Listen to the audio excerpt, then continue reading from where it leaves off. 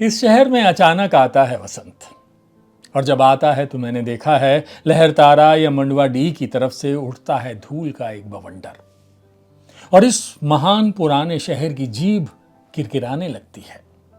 जो है वो सुगबुगाता है, जो नहीं है वो फेंकने लगता है पचखियां। आदमी दशाश्वमेध घाट पर जाता है और पाता है घाट का आखिरी पत्थर कुछ और मुलायम हो गया है। सीढ़ियों पर बैठे बंदरों की आंखों में एक अजीब सी नमी है और एक अजीब सी चमक से भर उठा है भिखारियों के कटोरों का निचाट खालीपन। तुमने कभी देखा है खाली कटोरों में वसंत का उतरना? ये शहर इसी तरह खुलता है, इसी तरह भरता और खाली होता है ये शहर। इसी तरह रोज रोज एक अनंत शव ले जाते हैं कंधे अंधेरी गली से चमकती हुई गंगा की तरफ। इस शहर में धूल धीरे धीरे उड़ती है।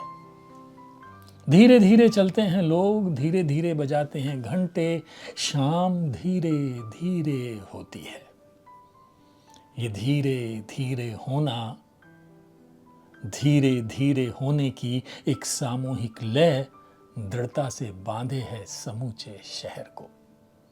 इस तरह कि कुछ भी गिरता नहीं है, कि हिलता नहीं है कुछ भी, कि जो चीज जहां थी वहीं पर रगी है, कि जो चीज जहां थी वहीं पर रखी है, कि गंगा वहीं है, कि वहीं पर बंधी है नाव, कि वहीं पर रखी है तुलसीदास की खड़ाऊं सैकड़ों बरस से। कभी सही सांझ बिना किसी सूचना के घुस जाओ इस शहर में।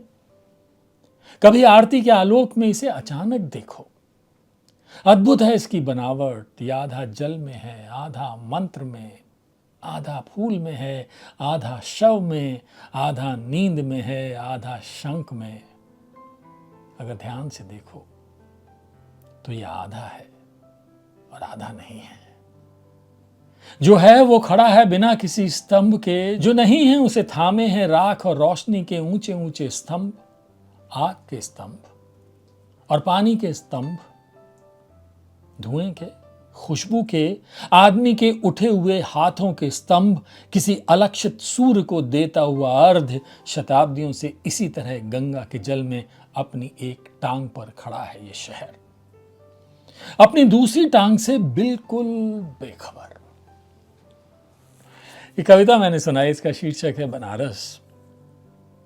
मैं वसंत पे कविताएं सुनाना चाह रहा हूं, तो मुझे ये कविता सुंदर लगी। बनारस तो है ही, लेकिन वसंत भी है।